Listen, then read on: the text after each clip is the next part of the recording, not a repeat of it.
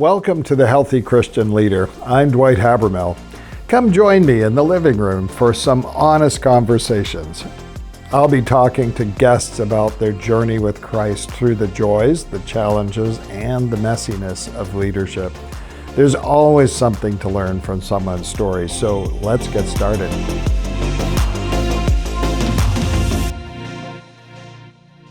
Welcome back to the Healthy Christian Leader, everyone. I'm Rachel Habermehl, and I'm very pleased to be joined by Dr. Terry Branscombe.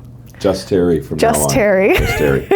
I won't use that title ever again. I worked hard, but I put my pants on one leg at a time. Well, that's the important thing. You're just Terry that works hard. Yeah. Well, and today we're going to be continuing a conversation about communication, especially as leaders. And as an opening question, what role does clear communication play in good leadership? I don't think that you can actually lead without clear communication. I remember as a young pastor being so frustrated because I had worked hard with our board. We had developed vision and mission.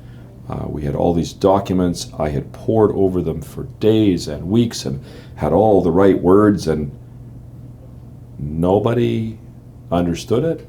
Nobody knew what it was. And I look back and it's like, yeah, I spent hours alone in the office writing all this stuff, reading all these books about strategic planning and advanced strategic planning, but I hadn't actually done anything with people on an ongoing, meaningful way, inviting them into the conversation, asking them what their hearts were saying, praying with them, and discerning together what God was calling us to. So I had a great mission statement, a great vision statement that went nowhere. Yeah, communication.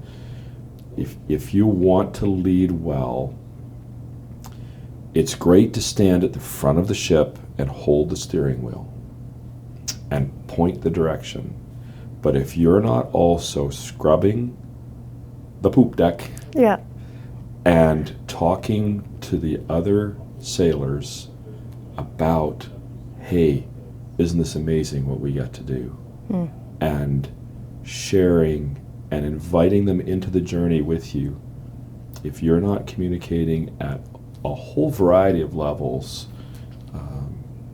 you're not leading. I've heard leadership being described as being the first among equals. And the idea is, being a leader, you sometimes have to be the one to take the first step and to kind of plow a bit of a path for those who are coming behind you. But it's a first among equals, right? Yeah, first among equals. In other words, I respect the fact that even though you may not have the same training, the same experience, God has called us in this journey together. My own personal leadership style over the years that's developed, I'm a visionary.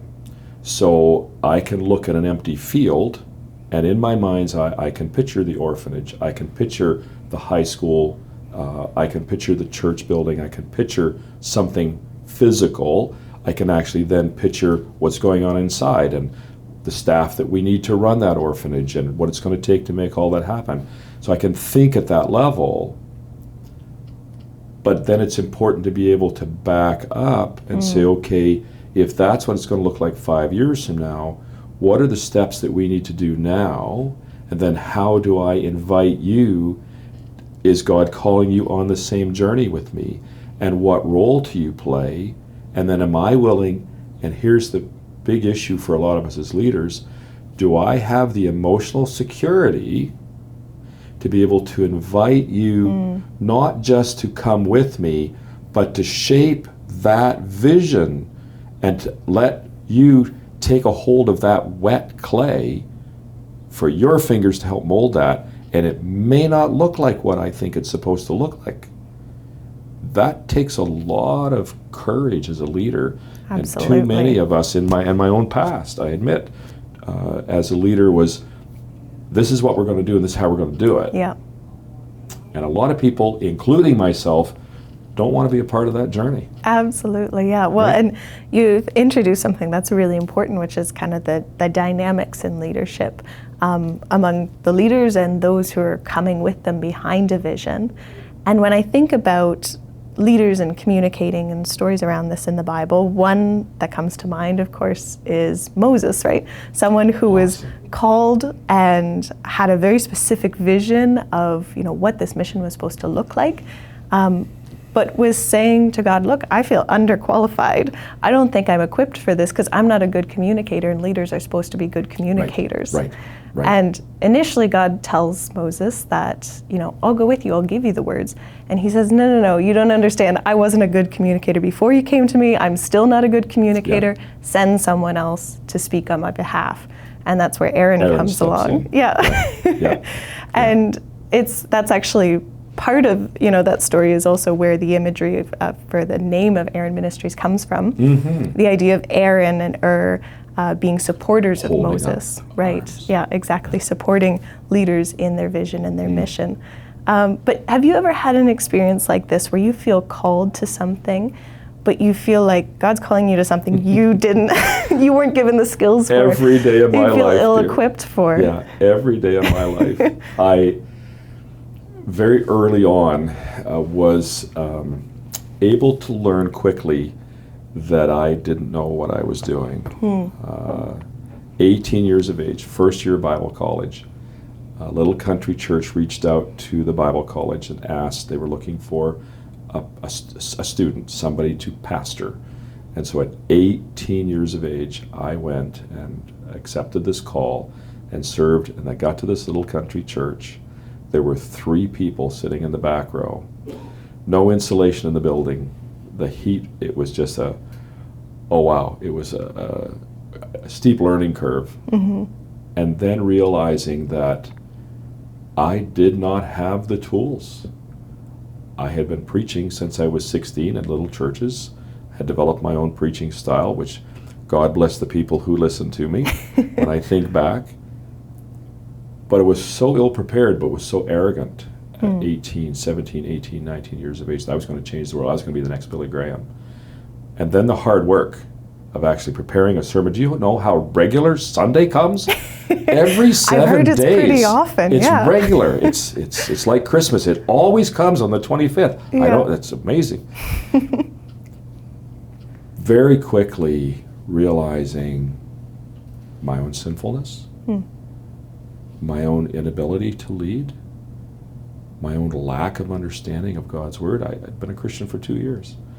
So Paul's point of not inviting a convert quickly into leadership is, I think, well-founded.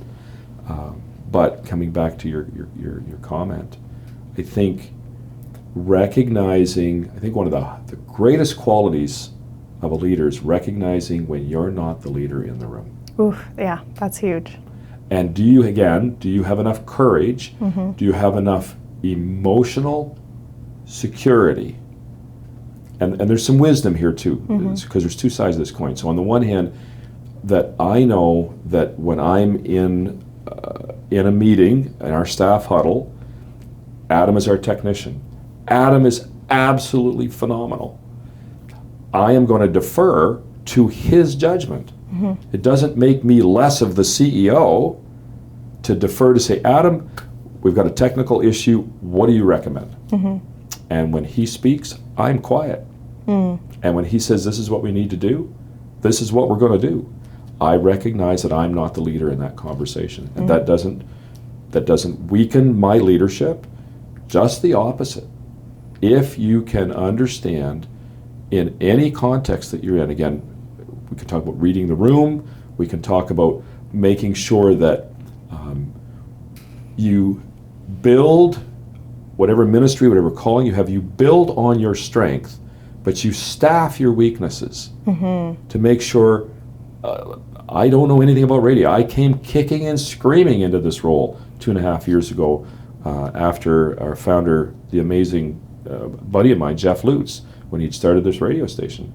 And I honor him. I could never have done what this man has done for 25 years before the Lord took him home in 2021.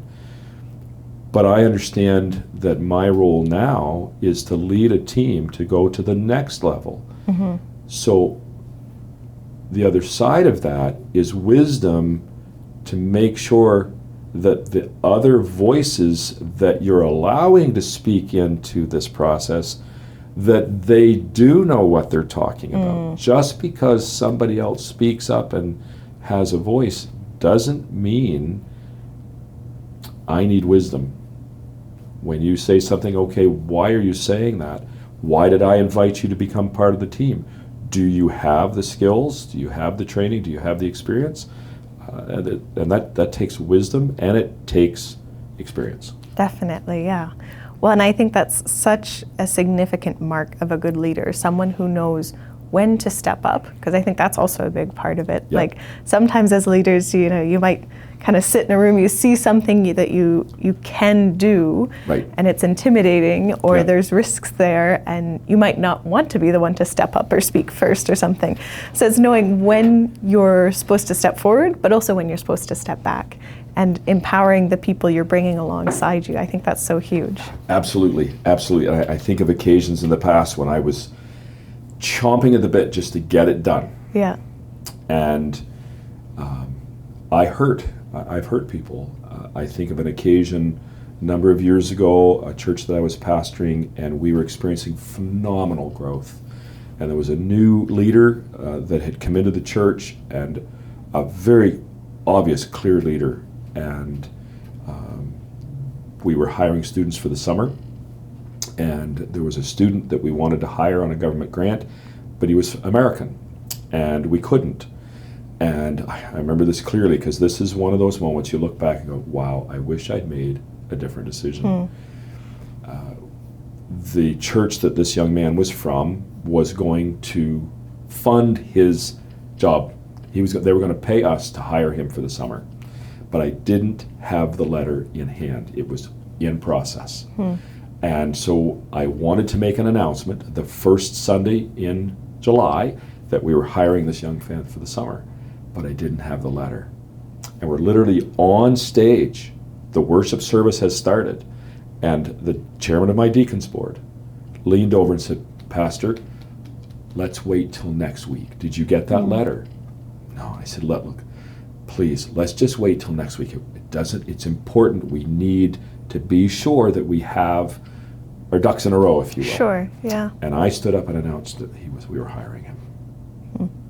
Later either that afternoon or the next day, the chairman of my deacons board pulled into the driveway, came into my office and said, Pastor, I love you. You're amazing, but I can't follow you. My heart broke. And he looked at me and he said, you're probably going to write a book someday. You're an amazing pastor, preacher, teacher, leader. But he said, I can't follow you because that was wrong. And he was right. That's a powerful lesson. It hurt. It hurt. And he was right. So integrity, when we talk about communication, and we talked in our last session about, other facets in terms of communication and knowing that you care about people, your intentionality, what's your motivation, what's your heart. I think integrity, it's more important than we realize. And it's a hard pill to swallow. Yeah. When you make the wrong decision. Which then I think leads to another important character quality that relates to communication, and that is vulnerability. Yes, that's huge. Right? And I spent 4 years working for Teen Challenge after I left pastoral ministry before coming to Inspire. And traveling with men in recovery and recognizing that the biggest single step forward for them was being vulnerable and standing in front of hundreds of people that they did not know and saying, yes, this is what I did. This is who I was. This is not who I am. This is not who I'm becoming, but this is who I was. And without, glorifying sin or going into all the gory details of what addiction does to us, to be able to own that publicly. And more importantly, to be able to own that privately when you're in a boardroom, when you're with your leaders.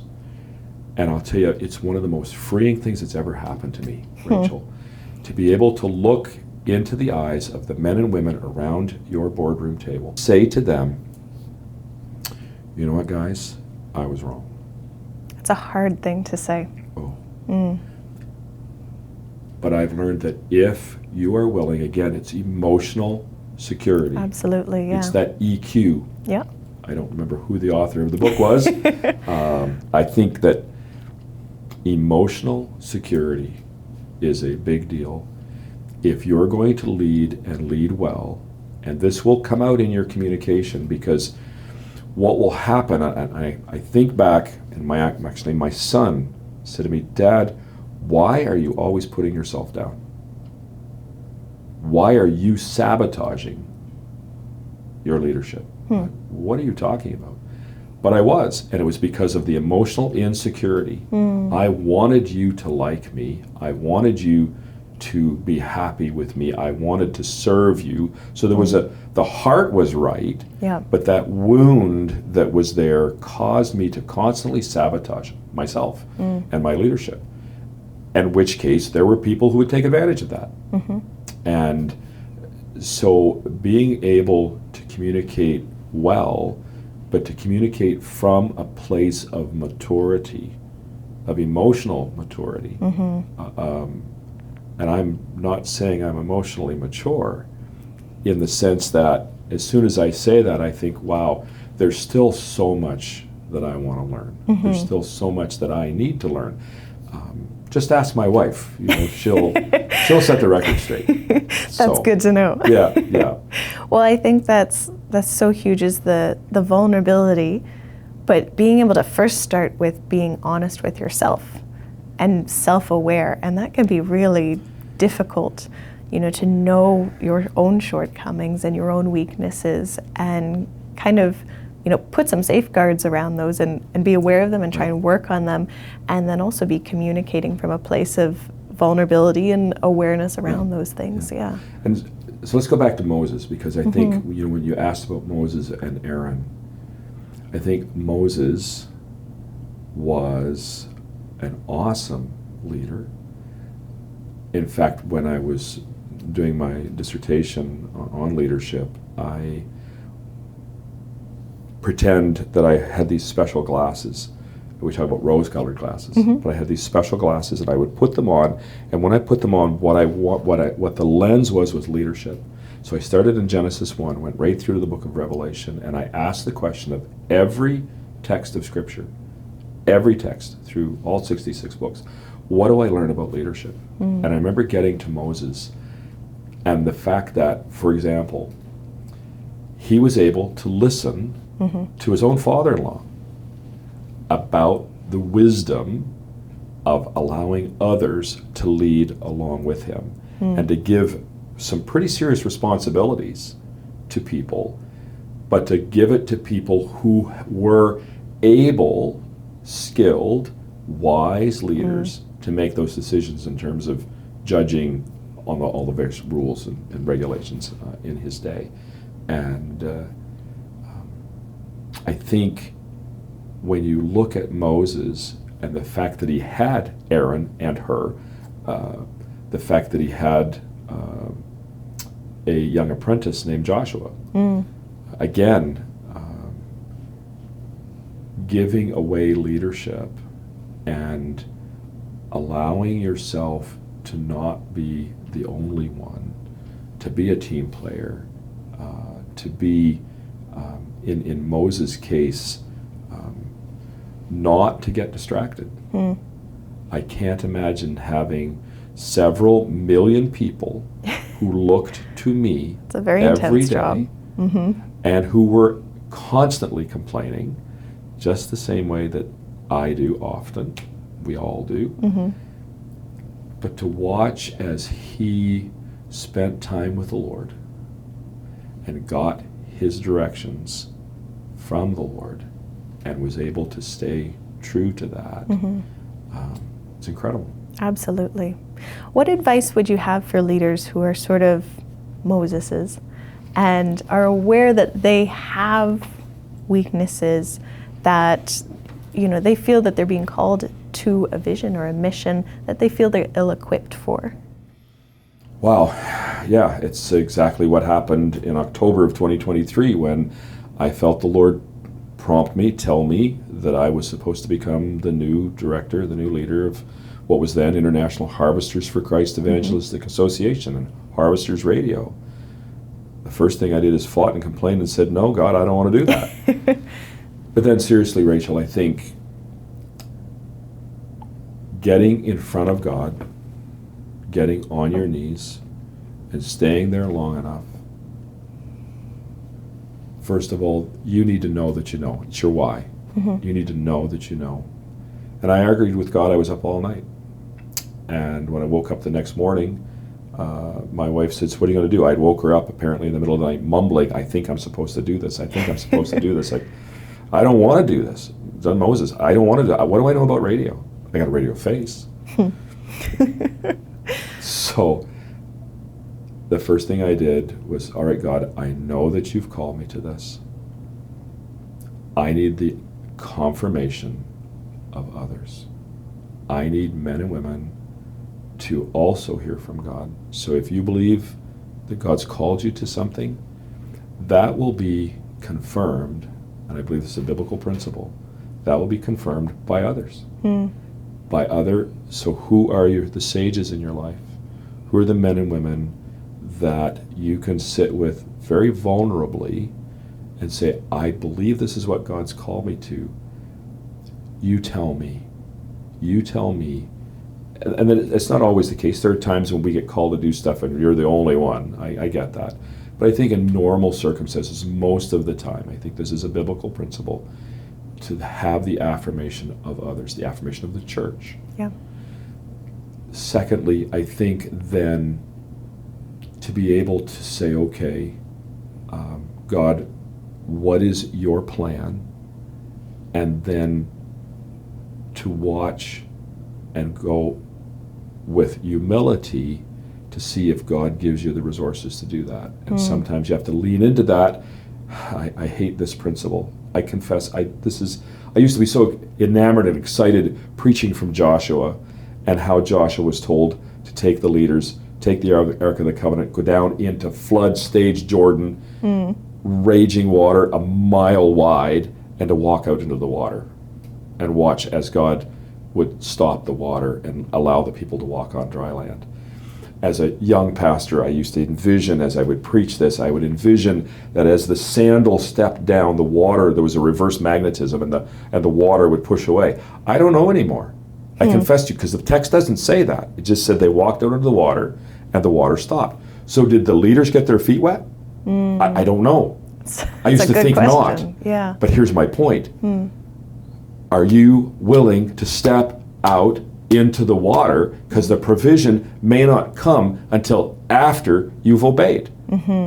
And I do remember in my 30s pastoring a church. We were in the middle of revival. There were all kinds of wonderful things happening, and the Lord said in the middle of that, it's time for you to leave. And when I announced my resignation, I hurt a lot of people, and the leadership were like, why? This doesn't make sense. I don't know. All I can tell you is that the Lord has told me to go, and it was very, very clear. And we'd had confirmation and dreams, visions, other people, so I knew that. But in my leaving, I didn't communicate well, and I hurt a lot of people. And I look back and I think, okay, is there a way to communicate even when you don't like, and the people that are receiving this are not going to like this? Is there a way to mitigate hurt? Is there a way to communicate clearly but lovingly and gently, and allow time to grieve, people to grieve, allow for there to be that process? This is what God wants me to do. Yeah, that's huge. That's a lot of really great stuff. Well, and especially this idea of, that picture of the leaders walking towards the water, and that apprehension of, are you willing to get your feet wet and put yourself in a very vulnerable position, and leading other people into that position with you. Like that's a really important picture to paint. And the picture that just came to my mind is, imagine being one of the 12 disciples. Yeah. Mm-hmm. And you're out, he's been teaching all day, and he says, you feed them. Mm-hmm. Imagine getting people to sit in groups of 50 mm-hmm. and tell them that, yeah, we're going to eat and you've got nothing. I mean, it's now not just Jesus. It's not Jesus saying, sit down, I'm going to feed you. It's Jesus telling the 12, and they're going through that crowd of mm-hmm. 5,000 men, plus women and children. Sit down, we're going to have lunch. And I can imagine joking, they get the knife and fork out, they got their bib on, like, okay, what are we going to do? So that the leaders had to put themselves in a place of vulnerability and risk. Mm-hmm. And we live in a culture that doesn't want to do that. Mm. When you go to the bank to borrow money, you're going to have the resources to prove that you can borrow the $1 million, for whatever, sure. Yeah. Right? So that's not the culture that we live in. We live in a culture that says, I'm going to believe it when I see it. Mm-hmm. And I don't want to get into some weird theology, because that's not what I'm trying to talk about here. From a leadership position, it takes a lot of courage. If you're going to be a Moses, if you're going to lead into this, it takes courage. I know, because I am in the middle of it right now. I sleep well at night. Mm-hmm. When I get up, the first thing I do is get on my knees and I say, Father, I consecrate myself afresh to you, because I can't do this. I can't make this happen. You can, but I don't know. And this morning, actually, reading Daniel, when Shadrach, Meshach, and Abednego said to Nebuchadnezzar, O king, our God is able to deliver us, but even if he doesn't, we're not going to bow. Yeah, what another great image of taking on risk as leaders, yeah. Right? It's not for the faint of heart, my dear. Absolutely. This has been a wonderful conversation. Thank you so much. My delight. And I'm very grateful that Just Terry has joined us. And I am grateful that we've had this opportunity. Oh, me too. Looking forward to more conversations. Well, thanks for joining this conversation. I trust that you were encouraged and challenged by the stories and experiences that were shared today. Would you join us next week? You can find new episodes weekly in video form on the Aaron Ministries YouTube page and in audio form wherever you get your podcasts. Aaron Ministries is an interdenominational network of friends in ministry with a mission to foster healthy Christian leadership.